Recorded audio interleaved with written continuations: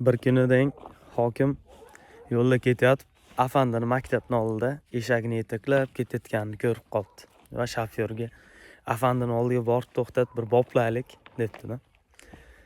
Shofyor ham borib to'xtab oynani ochibdi.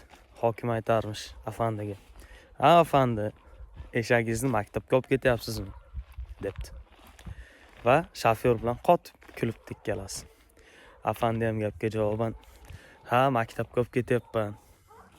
O'qisa hokim bo'ladi, o'qimasa shofyor" degan ekan.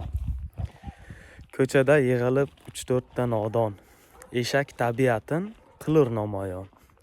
Ular davrasida sen ham eshak bo'l, bo'lmasa kofir deb qilishar e'lon degan she'rlar ham bor.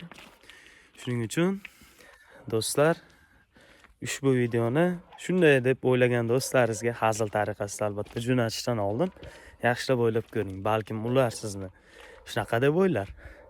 Agar unday holat bo'ladigan bo'lsa, bu videoni hech kimga jo'nata ko'rmang.